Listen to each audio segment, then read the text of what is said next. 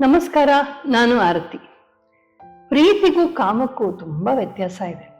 ಪ್ರೀತಿ ತರ್ಪಣೆ ಅಂತ ತೃಪ್ತಿಪಡಿಸೋದು, ಸಂತೋಷ ಪಡಿಸೋದು, ಸಂಬಂಧಗಳನ್ನ ಬೆಸೆಯುವಂಥದ್ದು ಪ್ರೀತಿ. ಆದ್ರೆ ಕಾಮ ಅನ್ನೋದು ಬಯಸೋದು, ನನಗೆ ಬೇಕು ಅಂತ ಕಿತ್ಕೊಳ್ಳುವಂಥದ್ದು ಕಾಮವಾಗುತ್ತೆ. ಪ್ರೀತಿಗೂ ಕಾಮಕ್ಕೂ ವ್ಯತ್ಯಾಸವೇ ಗೊತ್ತಿಲ್ಲದೆ ಇರುವಂತಹ ಸ್ಥಿತಿಗೆ ನಮ್ಮನ್ನು ಇಳಿಸಿದೆ ನಮ್ಮ ಚಿತ್ರರಂಗ, ಬಾಲಿವುಡ್ ಮತ್ತು ಎಲ್ಲ ನ್ಯಾರೇಟಿವ್ಸ್ ಸೇರಿ. ಇವತ್ತು ಪ್ರೀತಿ, ಕಾಮ, ಮೋಹ, ಪ್ರಣಯ ಎಲ್ಲಕ್ಕೂ ಒಂದೇ ಅರ್ಥವನ್ನ ತಂದುಬಿಟ್ಟು ನಮ್ಮನ್ನ ಮರಳುಗೊಳಿಸಿದೆ. ಇದರ ಪರಿಣಾಮವೇ ಇವತ್ತು ನಮಗೆ ಕಾಮ ಯಾವುದು, ಪ್ರೀತಿ ಯಾವುದು ಅಂತನ್ನುವ ಒಂದು ನಿರ್ಣಯ, ವಿವೇಕ ಅನ್ನೋದೇ ಕ್ಷೀಣವಾಗಿದೆ. ಅದರ ದುಷ್ಪರಿಣಾಮವೇ ಈಗ ನಾವು ಫೆಬ್ರವರಿ 14 ಹುಚ್ಚೆದ್ದು ಕುಣಿಯುವಂಥದ್ದು. ಕಾಮವನ್ನು, ಅಶ್ಲೀಲತೆಯನ್ನು, ಕೊಳಕನ್ನ ಹೈಲೈಟ್ ಮಾಡಿ ಅದನ್ನ ಪ್ರೀತಿ ಅಂತ ಕರೆಯುವಂತಹ ಒಂದು ಭ್ರಾಂತಿಯನ್ನ ಎಲ್ಲಾ ಕಡೆ ಸೃಷ್ಟಿ ಮಾಡಲಾಗಿದೆ. ಯಾರು ಸೃಷ್ಟಿ ಮಾಡಿದ್ದಾರೆ ಅಂತ ಒಂದು ಸಲ ಆಲೋಚನೆ ಮಾಡಿದ್ರೆ ಯಾಕೆ ಮಾಡೋದು ಅಂತ ಚೆನ್ನಾಗಿ ಗೊತ್ತಾಗುತ್ತೆ. ಇಡೀ ಪ್ರಪಂಚಕ್ಕೆ ಭಾರತ ಒಂದು ದೊಡ್ಡ ಮಾರ್ಕೆಟ್ಟು. ಈ ಭಾರತೀಯರನ್ನ ಮರಳು ಮಾಡಿಬಿಟ್ರೆ ನಾವು ಕೊಟ್ಟಿದ್ದ ಎಲ್ಲಾ ಪ್ರಾಡಕ್ಟ್ಸು ಕೊಂಡ್ಕೊಳ್ತಾನೆ ಇರ್ತಾರೆ. ಈ ವ್ಯಾಲೆಂಟೈನ್ಸ್ ಡೇ ನೆಪದಲ್ಲಿ ನಾವು ಇವ್ರಿಗೆ ಗ್ರೀಟಿಂಗ್ ಕಾರ್ಡ್ಗಳನ್ನ, ಬೇಕಾದಷ್ಟು ಗಿಫ್ಟ್ಗಳನ್ನು, ಅದು ಇದು ಮತ್ತೊಂದು, ತಮ್ಮ ಎಲ್ಲ ಬಗೆಯ ವಸ್ತುಗಳನ್ನ, ಪ್ಲಾಸ್ಟಿಕ್ ಮುಖ್ಯವಾಗಿ ಹೆಚ್ಚು ಬಳಕೆಯಲ್ಲಿರುವಂಥದ್ದು, ಯಾವ್ಯಾವ್ದು ಪರಿಸರ ಹಾನಿ ಆದ್ರೂ ಪರವಾಗಿಲ್ಲ, ತಲೆ ಕೆಡಿಸಿದ್ರೂ ಪರವಾಗಿಲ್ಲ, ಒಟ್ಟಿನಲ್ಲಿ ಇಲ್ಲಿನ ಯುವ ಜನರ ಮನಸ್ಸನ್ನ ಮರಳುಗೊಳಿಸಿ, ಮರಳುಗೊಳಿಸಿ ಅದಕ್ಕಾಗಿ ಒಂದಿಷ್ಟು ಕಿತ್ತೋಗಿರೋ ನಟ ನಟಿಯರನ್ನು ಕರ್ಕೊಂಡ್ಬಂದು ಅವ್ರ ಸಿನಿಮಾಗಳಲ್ಲಿ, ಅವರ ಸೀರಿಯಲ್ಗಳಲ್ಲಿ ಎಲ್ಲಾ ಕಡೆ ಇದನ್ನ ತೋರಿಸಿ ವೈಭವೀಕರಿಸಿ ಈ ಕ್ಷುದ್ರವಾದ ಕಾಮವನ್ನ ಪ್ರೀತಿ ಅನ್ನೋ ಹಾಗೆ ತೋರಿಸ್ಬಿಟ್ಟು ಎಲ್ಲರೂ ಕೂಡ ಯಾವುದೋ ಒಂದು ಕಾಲ್ಪನಿಕ ರಾಜಕುಮಾರಿಯ ಲೋಕದಲ್ಲೇ ನಮ್ಮ ಯುವ ಜನ ಮುಳುಗ್ ಹೋಗುವಂತೆ ಆ ನೆಪದಲ್ಲಿ ಚೆನ್ನಾಗಿ ಇವರ ವಸ್ತುಗಳನ್ನ, ಉತ್ಪಾದನೆಗಳನ್ನ ಕೊಂಡ್ಕೊಳ್ಳೋ ಹಾಗೆ ಮಾಡುವಂಥದ್ದು ದೊಡ್ಡ ವೈಶ್ವಿಕವಾದ ಹುನ್ನಾರ, ಒಂದು ಇಂಟರ್ನ್ಯಾಷನಲ್ ಸ್ಕ್ಯಾಮ್ ಅಂತ ಹೇಳ್ಬೋದು.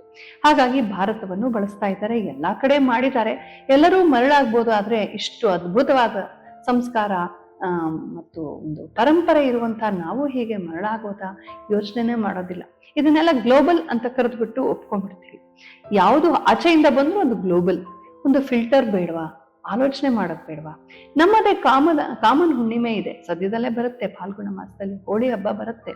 ಎಂಥ ಅದ್ಭುತವಾದಂತಹ ಒಂದು ಹಬ್ಬ. ಬೆಳಗ್ಗೆದ್ದು ನಾವು ಕೆಟ್ಟ ಕಾಮವನ್ನ ನಾಶ ಮಾಡಿ ಪವಿತ್ರವಾದ ಕಾಮವನ್ನ ಪೂಜೆ ಮಾಡ್ತೀವಿ. ಕಾಮಣ್ಣ ಬಂದನು ಅಂತ ಎಲ್ಲ ನಾವು ಹೇಳ್ತೀವಲ್ವಾ. ಆ ಹಾಡ ಮಾಡೋದು, ಎಲ್ಲ ಬಗೆಯ ಕೊಳಕು ವಸ್ತುಗಳನ್ನ, ಪೊರಕೆ, ಗಿರ್ಕೆ, ಕಟ್ಟಿಗೆ, ಮನೆಯಲ್ಲಿ ಬೇಡದ ಹಳೆ ವಸ್ತುಗಳನ್ನ ತಂದು ಕಾಮಣ್ಣನ ಆಕಾರ ಮಾಡಿ, ಅದು ಕೆಟ್ಟ ಕಾಮ, ಕೀಳು ಕಾಮ, ಅದನ್ನ ಸುಟ್ಟು ಅದರ ಸುತ್ತು ಕುಣಿದಾಡಿ ಕುಪ್ಪಳಿಸಿ ಸಂತೋಷ ಪಟ್ಟು ಕೆಟ್ಟ ಕಾಮನನ್ನ ಸುಟ್ಟು ಆಮೇಲೆ ಸ್ನಾನ ಮಾಡಿ ಪವಿತ್ರನಾದ ಮನ್ಮಥ ನಾರಾಯಣನ ಪೂಜೆ ಮಾಡಿ ನಮ್ಮ ಸಂಸಾರ ಸುಖ, ಗಂಡ ಹೆಂಡತಿಯರು ನಾವೆಲ್ಲರೂ ಚೆನ್ನಾಗಿರೋಣ ಅಂತ ಹೇಳಿ ಬಯಸುವಂಥದ್ದು. ಪವಿತ್ರನಾದ ಮನ್ಮಥ ನಾರಾಯಣ ಪೂಜೆ ಮಾಡಿ ದಾನ ಧರ್ಮಗಳನ್ನು ಮಾಡೋದು, ದೇವಸ್ಥಾನಕ್ಕೆ ಹೋಗಿ ಬರುವಂಥದ್ದು, ಆ ಪ್ರೀತಿಯ ನಾನಾ ತರಂಗಗಳನ್ನು ಹೋಳಿಯ ರೂಪದಲ್ಲಿ, ಓಕಳಿಯ ರೂಪದಲ್ಲಿ ಆಚರಿಸುವಂಥದ್ದು ಎಷ್ಟು ಚೆನ್ನಾಗಿದೆ ಅದು. ಅಲ್ಲಿ ಒಂದು ತತ್ವ ಚಿಂತನೆ ಇದೆ, ಒಂದು ಸಿಂಬಾಲಿಸಮ್ ಇದೆ, ಸಂಕೇತ ಇದೆ. ಅದೆಲ್ಲವನ್ನ ಬಿಟ್ಟು ಇಲ್ಲಿ ಬರೀ ಅಶ್ಲೀಲತೆ. ಈ ಅಶ್ಲೀಲತೆಯನ್ನ, ಕಾಮವನ್ನ ಪ್ರೀತಿ ಅಂತ ಕರೆದು ಬಿಟ್ರು. ನೋಡಿ, ಕೊಳಕಿಗೆ ಪ್ಯಾಕೇಜಿಂಗ್ ಮಾತ್ರ ಒಳ್ಳೇದು ಮಾಡ್ಬಿಟ್ರು, ಒಳಗಿರೋದು ಅಮೇಧ್ಯ, ಅದಕ್ಕೆ ಪ್ಯಾಕೆಟ್ ಮಾತ್ರ ಮಾಡ್ಬಿಟ್ರು. ಪುಷ್ಪಕ ವಿಮಾನ ಸಿನಿಮಾದಲ್ಲಿ ತೋರಿಸ್ತಾರಲ್ಲ ಹಾಗೆ ಆ ಕೊಳಕನ ಒಂದು ಪ್ಯಾಕೇಜಲ್ಲಿ ಮಾಡ್ಬಿಟ್ಟು ಪ್ಯಾಕೇಜಲ್ಲಿ ಏನಿದೆಯೋ ಅನ್ನೋ ಒಂದು ಮರಳುಗೊಳಿಸುವಂತ ಅಭ್ಯಾಸವನ್ನ ಅನ್ಯಾಯವಾಗಿ ನಮ್ಮ ಈ ಚಿತ್ರರಂಗದವರು ಮತ್ತು ಸೀರಿಯಲ್ಗಳವರು ಮತ್ತು ಇದನ್ನ ಪ್ರಮೋಟ್ ಮಾಡುವಂತ ಬಿಸ್ನೆಸ್ ಉತ್ಪಾದಕರು ತುಂಬಾ ಮಾಡಿಬಿಟ್ಟಿದ್ದಾರೆ. ನಾವು ಕೂಡ ಆಲೋಚನೆನೇ ಮಾಡಿಲ್ಲ. ಹೀಗೆ ಆಗಿ ಈ ಅಶ್ಲೀಲವನ್ನ ಸೆಲೆಬ್ರೇಟ್ ಮಾಡುವಂತ ಹುಚ್ಚು ನಮಗೆ ಹಿಡಿದಿದೆ. ಸ್ವಲ್ಪ ಆಲೋಚನೆ ಮಾಡಿ ನೋಡಿದ್ರೆ ನಮಗೆ ಗೊತ್ತಾಗತ್ತೆ ಇದರಿಂದ ಎಷ್ಟು ತೊಂದರೆ ಆಗತ್ತೆ.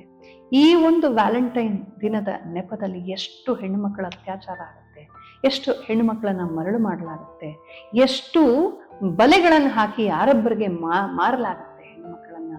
ಈ ಒಂದು ದಿನದಲ್ಲಿ ಯಾವನೋ ಬರ್ತಾನೆ ನನ್ನ ರಾಜ್ಕುಮಾರ ಅನ್ನೋ ಭ್ರಾಂತಿಯಲ್ಲಿ ಎಷ್ಟು ಮುಗ್ಧ ಹೆಣ್ಣು ಮಕ್ಕಳು ಮರಳಾಗಿ ಯಾರಿಗೋ ಬಲಿಯಾಗಿ ಹೋಗ್ತಾರೆ. ವಾಸ್ತವದಲ್ಲಿ ಬದುಕೋ ಬದಲು ಇಂಥ ಹುಚ್ಚು ಕನಸುಗಳನ್ನ ಅಟ್ಟಿ ಹೋಗಿ ತಮ್ಮ ಜೀವನದಲ್ಲಿ ಸಾಧಿಸ್ಬೇಕಾದಂಥ ಗುರಿಯನ್ನು ಮರೆತು, ಓದಬೇಕಾದ ಪಾಠವನ್ನೂ ಮರೆತು, ಇನ್ನೇನ್ ಪರೀಕ್ಷೆ ಬರೋ ಹೊತ್ತಿಗೆ ಇದೂ ಬರುತ್ತೆ, ಎಷ್ಟು ಮರಳಾಗಿ, ಎಷ್ಟು ವಿಚಲಿತರಾಗಿ, ಎಷ್ಟು ಡಿಸ್ಟ್ರಾಕ್ಟ್ ಆಗಿ, ಎಷ್ಟು ಹಾಳಾಗ್ತಾ ಇದ್ದಾರೆ. ಇದ್ಯಾವುದು ನಾವು ಯೋಚನೆ ಮಾಡೋದಿಲ್ಲ. ಇಂಥ ಪ್ರಶ್ನೆ ಎದ್ದ ತಕ್ಷಣ ಅಯ್ಯೋ ಇವರೆಲ್ಲ ಹಳೆ ಕಾಲದವ್ರಿಗೆಲ್ಲ ಪಾರ್ಟಿಂಗ್ ಗೊತ್ತಿಲ್ಲ, ಇವ್ರಿಗೆಲ್ಲ ಪ್ರೋಗ್ರೆಸ್ ಗೊತ್ತಿಲ್ಲ. ಏನ್ ಪ್ರೋಗ್ರೆಸ್ಸು? ಅಶ್ಲೀಲವನ್ನ ಮೆರೆಸೋದನ್ನ ಪ್ರೋಗ್ರೆಸಿವ್ ಅಂತ ಕರೀಬೇಕಾ ನಾವು?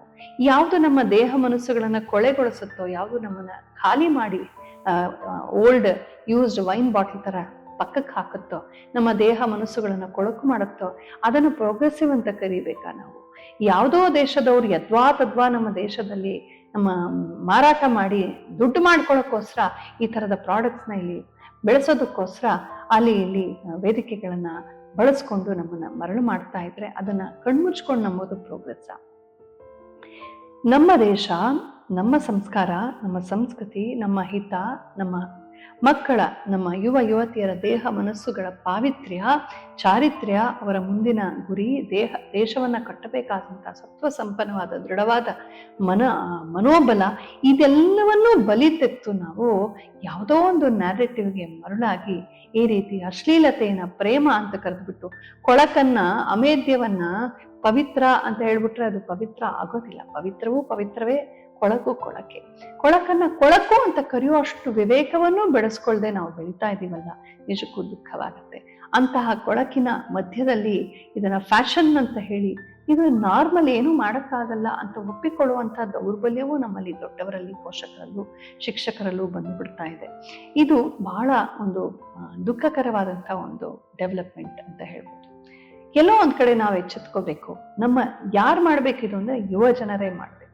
ಸ್ವಾಭಿಮಾನ ಸಂಪನ್ನರಾದ ಪಕ್ಷದಲ್ಲಿ, ನಿಮಗೆ ನಿಮ್ಮ ದೇಹ ಮನಸ್ಸು ಪವಿತ್ರವಾಗಿರ್ಬೇಕು ಅನ್ನೋ ಪಕ್ಷದಲ್ಲಿ, ನಿಮಗೆ ಯಾರೋ ಕೊಟ್ಟಂತ ಈ ಮರುಳು ಚಿಂತನೆಗಳಿಗೆ ಎನ್ಸ್ಲೇವ್ ಆಗಿ ಬೈಯಿಂಗ್ ಥಾಟ್ಸ್ ಇದೆಯಲ್ಲ, ಯಾರೋ ಕೊಟ್ಟಂತ ಕೊಳಕು ಆಲೋಚನೆಗಳನ್ನು ಕಣ್ಮುಚ್ಕೊಂಡು ಅದು ಇಂಗ್ಲಿಷ್ ಅಲ್ಲಿ ಟಸ್ಪೋಸ್ ಅಂತ ಫ್ಯಾಷನೇಬಲ್ ಆಗಿ ಬಂದ್ಬಿಟ್ರೆ ಅದನ್ನೆಲ್ಲ ತಲೆ ಮೇಲೆ ಸ್ವೀಕರಿಸ್ಬಿಡುವಂತ ಹುಚ್ಚುತನ, ಮರುಳುತನ, ವೈಚಾರಿಕ ಪಾರತಂತ್ರ್ಯ, ವೈಚಾರಿಕ ದಾಸ್ಯ ನಮ್ಮಲ್ಲಿ ಇಲ್ಲದೆ ಹೋದ್ರೆ ನಾವು ಸ್ವಲ್ಪ ಆಲೋಚನೆ ಮಾಡ್ತೀವಿ.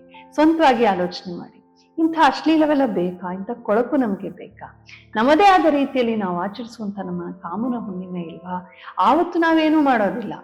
ಅಂಥ ಒಂದು ಪವಿತ್ರವಾದ, ಅರ್ಥಪೂರ್ಣವಾದ, ಸಾವಿರಾರು ವರ್ಷಗಳಿಂದ ಆಚರಣೆಯಲ್ಲಿರುವಂತಹ ಮದನೋತ್ಸವ, ಮನ್ಮಥೋತ್ಸವ, ಹೋಳಿಕಾ ಉತ್ಸವ, ಆ ಹೋಳಿ ಹಬ್ಬ, ಕಾಮನ ಹುಣ್ಣಿಮೆ, ಅದನ್ನ ಆಚರಿಸೋದನ್ನ ಬಿಟ್ಬಿಟ್ಟು ಇದ್ಯಾವುದೋ ಅಶ್ಲೀಲವನ್ನ, ಕೊಳಕನ್ನ, ಅದು ಯಾವುದೋ ಕಿತ್ತೋಗಿರೋ ಭೋಗವಾದವನ್ನ ನಮ್ಮ ತಲೆ ಮೇಲೆ ಹೇರಿದ್ರೆ ಆ ಕ್ಷಣಿಕವಾದ ದೇಹ ಮನಸ್ಸುಗಳನ್ನ ಹಾಳು ಮಾಡುವಂತಹ, ಕೊಳಕು ಮಾಡುವಂತಹ ಕಾಮಕ್ಕೆ ಮನಸ್ಸೋತು ಪವಿತ್ರವಾಗಿ ಬ್ರಹ್ಮಚರ್ಯ ಪಾಲನೆ ಮಾಡ್ತಾ ವಿದ್ಯಾರ್ಜನೆ ಮಾಡ್ಬೇಕಾದ ವಯಸ್ಸಿನಲ್ಲಿ ಇಷ್ಟು ಹಾಳಾಗಿ ಹೋಗೋದಕ್ಕೆ ಅವಕಾಶ ಕೊಡುವಂಥದ್ದು ಯಾವ ತರ ಸರಿ?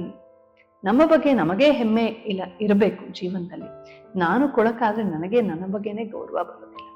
ನಮ್ಮ ದೇಹ ಮನಸ್ಸುಗಳನ್ನ, ನಮ್ಮ ಬುದ್ಧಿಯನ್ನ, ನಮ್ಮ ಜೀವನವನ್ನ ನಾವು ಮೊದಲು ಕಾಪಾಡ್ಕೋಬೇಕು. ನಮಗೆ ನಮ್ಮ ಬಗ್ಗೆ ಗೌರವ ಇದ್ರೆ ಮಾತ್ರವೇ ನಾವು ಪವಿತ್ರವಾಗಿ ಅರಳ್ತೀವಿ. 10 ಜನನೂ ನಮ್ಮನ್ನ ಗೌರವಿಸ್ತಾರೆ. ಅದ್ರ ಬದಲು ನಾವೇ ಕೊಳಕಾಗ್ಬಿಟ್ರೆ, ಇದಕ್ಕೆಲ್ಲ ಮನಸ್ಸು ಹೊತ್ತು ಬಿಟ್ರೆ, ಇನ್ನು ನಾಳೆ ನಮಗೆ ನಮ್ಮ ಬಗ್ಗೆ ಗೌರವ ಇರೋದಿಲ್ಲ. ಆತ್ಮ ಗೌರವ ಇಲ್ದಿರುವಂತಹ, ತನ್ನನ್ನು ತಾನು ಯಾವುದೋ ವಿದೇಶಿಯ ವಿಚಾರಕ್ಕೆ ಮಾರಿಕೊಂಡಂತಹ ಮೂರ್ಖರನ್ನ ಯಾರೂ ಜಗತ್ತಲ್ಲಿ ಹೊರಗಿಸೋದಿಲ್ಲ. ನಾಳೆ ನಮ್ಮ ಸಾಂಸಾರಿಕ ಬಂಧನಗಳಲ್ಲೂ ಕೂಡ ನಮ್ಮ ಪಾವಿತ್ರ್ಯವೇ ಮುಖ್ಯವಾದ ಪಾತ್ರವನ್ನು ವಹಿಸುತ್ತೆ. ನಮ್ಮ ಲಾಯಲ್ಟಿ, ನಮ್ಮ ನಿಷ್ಠೆಯೇ ಪಾತ್ರವನ್ನು ವಹಿಸುತ್ತೆ. ಅದನ್ನೆಲ್ಲ ಮೊದಲೇ ಕೊಳ್ಕೊಂಡು ಕೊಳಕಾಗ್ಬಿಟ್ರೆ ಏನ್ ಪ್ರಯೋಜನ? ಸ್ವಲ್ಪ ಆಲೋಚನೆ ಮಾಡೋಣ. ಈ ಕೂಗಾಟ, ಈ ಕಿರುಚಾಟ, ಈ ಥ್ರಿಲ್ಲು, ಇದನ್ನ ಕೃತಕವಾಗಿ ಕಲ್ಪಿಸಲಾಗಿದೆ. ನಮ್ಮನ್ನ ದಾರಿ ತಪ್ಪಿಸ್ತಾ ಇದ್ದಾರೆ. ಆದ್ರೆ ಹಾಗೆಂತ ಒಪ್ಕೊಳಕ್ ನಾವು ತಯಾರಿಲ್ಲದೆ ಹೋದ್ರೆ, ಆಲೋಚನೆನೇ ಮಾಡದೆ ಹೋದ್ರೆ, ಹೌದಾ ಅಂತ ಪ್ರಶ್ನೆ ಕೂಡ ಹಾಕೊಳ್ದೆ ಹೋದ್ರೆ, ಸಮಸ್ಯೆ ಇದೆ ಅಂತಲೇ ಒಪ್ಕೊಳ್ದೆ ಹೋದ್ರೆ ಪರಿಹಾರ ಎಲ್ಲಿ ಸಿಕ್ಕತ್ತೆ? ಸ್ವಲ್ಪ ಯೋಚನೆ ಮಾಡೋಣ. ನಾವು ಭಾರತೀಯರು ಭವ್ಯವಾದ ಋಷಿ ಪರಂಪರೆಯಲ್ಲಿ ಹುಟ್ಟಿದವರು. ನಮ್ಮ ಮನಸ್ಸನ್ನ, ದೇಹವನ್ನ, ನಮ್ಮ ಜೀವನವನ್ನ ಕೊಳಕಾಗಿಸುವಂತ ಪ್ರಯತ್ನವನ್ನ ಮಾಡುವಂತ ಈ ಉತ್ಪಾದಕರು, ಈ ಸಿನಿಮಾದವರು, ಈ ನ್ಯಾರೇಟಿವ್ಸ್ಗೆ ಮನಸ್ಸೋಲ್ದೆ ಶುದ್ಧವಾಗಿರೋಕ್ಕಾಗೋದಿಲ್ವಾ ನಮ್ಗೆ? ಮನೋಬಲದ ಅದ್ಭುತವಾದಂತಹ ವ್ಯಕ್ತಿತ್ವವನ್ನ ಬೆಳೆಸ್ಕೊಂಡು ದೇಶ ಧರ್ಮಗಳನ್ನ ಕಟ್ಟುವಂತಹ ಒಂದು ಅರ್ಥಪೂರ್ಣವಾದ ಬದುಕನ್ನ ಬದುಕೋಕ್ಕಾಗದೇ ಇಲ್ವಾ ನಮ್ಗೆ? ಯಾರೋ ತೋರಿಸಿದ್ದಕ್ಕೆ ಹುಚ್ಚದ್ದು ಓಡ್ತಾನೆ ಇರ್ಬೇಕಾ? ಅವ್ರು ತೋರಿಸಿದ್ದನ್ನೆಲ್ಲ ಕೊಂಡ್ಕೊಳ್ತಾನೆ ಇರ್ಬೇಕಾ? ಅವ್ರು ಹೇಳ್ಬಿಟ್ರು ಅಂತ ಯಾವುದೋ ಮರಳಾಗಿ ಯಾವುದೋ ಹುಡುಗನ ಹಿಂದೆ ಹೋಗಿ ಬೇಸ್ತು ಬೀಳಲೇಬೇಕಾ? ಸ್ವಲ್ಪ ಆಲೋಚನೆ ಮಾಡೋಣ. ವೈಚಾರಿಕ ಸ್ವಾತಂತ್ರ್ಯವನ್ನ ಬೆಳೆಸ್ಕೊಳ್ಳೋಣ. ಸ್ವಂತ ಬುದ್ಧಿಯನ್ನು ಬಳಸೋಣ. ನಮ್ಮ ಅಸ್ಮಿತೆ ಏನು, ನಮ್ಮ ಸಾಂಸ್ಕೃತಿಕ ಹಿನ್ನೆಲೆ ಏನು, ಇದನ್ನು ತಿಳ್ಕೊಂಡು ಭವ್ಯ ದೇಶವನ್ನ ಕಟ್ಟೋಣ. ಈ ಮರಳು ಹುಚ್ಚು ಸಾಕು. ನಿಜವಾದ ಪ್ರೀತಿ ರಾಮನ ಪ್ರೀತಿ, ಸೀತಾರಾಮರ ಪ್ರೀತಿ. ನಿಜವಾದ ಪ್ರೀತಿ ಅದ್ಭುತವಾದ ಉದಾಹರಣೆಗಳು ನಮಗೆ ಇದೆ. ದಶರಥ್ ಮಾಂಜ ಅವರ ಉದಾಹರಣೆ ಇದೆ. ಹೆಂಡತಿಗಾಗಿ ಬೆಟ್ಟವನ್ನೇ ಕಡಿದು ಮಾರ್ಗ ಮಾಡದಂತಹ ಅಂಥ ಅದ್ಭುತ ವ್ಯಕ್ತಿಗಳೆಲ್ಲ ಇದ್ದಾರೆ, ಎಂತೆಂಥ ಅದ್ಭುತವಾದ ತ್ಯಾಗಶೀಲ ದಂಪತಿಗಳೆಲ್ಲ ಇದ್ದಾರೆ. ಅಂಥವರನ್ನ ನಾವು ಸೆಲೆಬ್ರೇಟ್ ಮಾಡಬೇಕೇ ಹೊರತು ಬೀದಿಗಳ ಕುಳಿತು ಕೊಳಕು ಕಾಮವನ್ನ ಮೆರೆಸುವಂಥವ್ರನ್ನಲ್ಲ. ಹಾಗಾಗಿ ನನ್ನ ಮಾತುಗಳು ಕಹಿ ಅನ್ಸಿದ್ರು ಕೂಡ ಕಹಿ ಔಷಧಿ ಕಹಿಯಾಗೇ ಇರುತ್ತೆ, ಸತ್ಯ ಕಹಿಯಾಗೇ ಇರುತ್ತೆ. ಆ ಸತ್ಯವನ್ನು ಒಪ್ಕೊಂಡಾಗ ಮಾತ್ರ ನಾವು ಧೀರರಾಗ್ತೀವಿ, ವೀರರಾಗ್ತೀವಿ, ಸ್ವಂತ ವಿಚಾರದಿಂದ ಆಲೋಚಿಸುವಂತಹ ದಿಟ್ಟರಾಗ್ತೀವಿ, ವಿವೇಕಿಗಳಾಗ್ತೀವಿ. ಹಾಗಾಗಿ ಇಂಥ ಒಂದು ಕೊಳಕೆಗೆ ಅವಕಾಶ ಕೊಡದೆ ನಾವು ಅರ್ಥಪೂರ್ಣವಾದ ರೀತಿಯಲ್ಲಿ ಪ್ರೀತಿ ಕಾಮ ಸಂಬಂಧಗಳು ಬೇಡ ಅಂತ ಖಂಡಿತ ಭಾರತೀಯ ಸಂಸ್ಕೃತಿ ಹೇಳಲ್ಲ. ಆದ್ರೆ ಅದನ್ನ ಹೇಗೋ ಪಶು ಪಕ್ಷಿಗಳಂತೆ ಬೀದಿಯಲ್ಲಿರುವಂತಹ ಜಾನುವಾರುಗಳಂತೆ ಬದುಕಬಾರ್ದು.